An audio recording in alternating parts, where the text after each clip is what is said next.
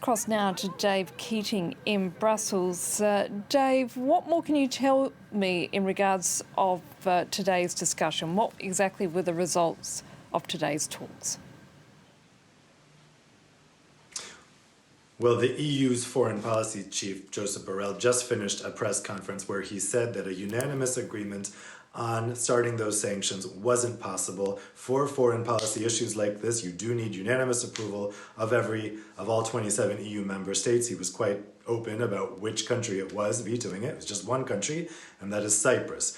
Cyprus is saying that it will not sign off on these sanctions against Belarus until the EU agrees to sanction Turkey for oil and gas drilling in waters that Cyprus say belongs to it. Now, the two issues are not connected at all, but Cyprus wants to hold this out as a bargaining chip at a summit devoted to Turkey later this week on Thursday. Cyprus is concerned that if it goes ahead and signs off on these Belarus sanctions today, that its EU partners will not support it when it comes to Thursday. So essentially what they've decided to do here today is bump the issue up to EU leaders when they meet on Thursday. And if the EU leaders do support those sanctions against Turkey, then this should be a done deal. Foreign affairs ministers can sign off on it next week. But Eastern European countries are very concerned. They say this is a live issue. The government is being very violent with the protesters right now. And if the EU doesn't send a strong signal of solidarity and a strong signal of pressure on the Lukashenko government, that they could take that as a sign that they can become even more violent if the EU looks disunified. Borrell was quite frank about this during that press conference. He said the EU's credibility is at stake here because it seems so ineffective in able to agree these sanctions. So we'll see what happens on Thursday, but for the moment, no agreement has been possible.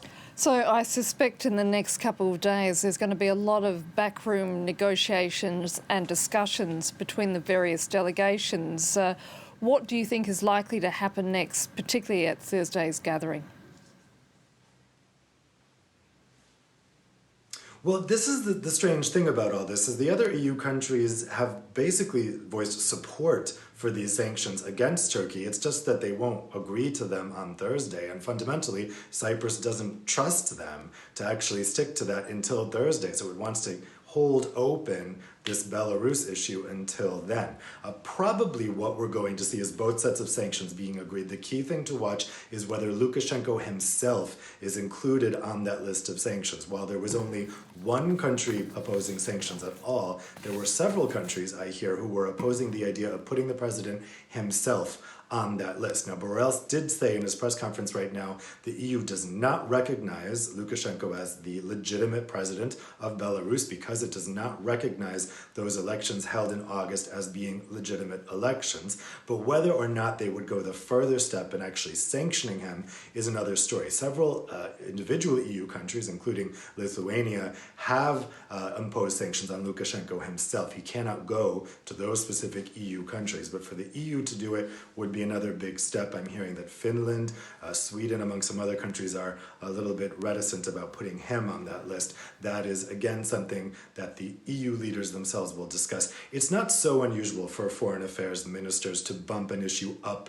to prime ministers and presidents if it's proving very contentious. You always want a prime minister signing off on that rather than a foreign minister. But when something is unfolding this quickly, it's irked a lot of countries that Cyprus is insisting that this discussion wait until Thursday. And for reasons, I hear that they're not at all being at all coy about the reason why they want it. They're being pretty open about the fact that they are only doing this because they want to make sure those Turkey sanctions happen. Now, Cyprus has had close relations with Russia economically and diplomatically, so there is suspicion about that.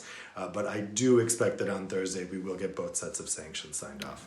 Dave Keating, thank you.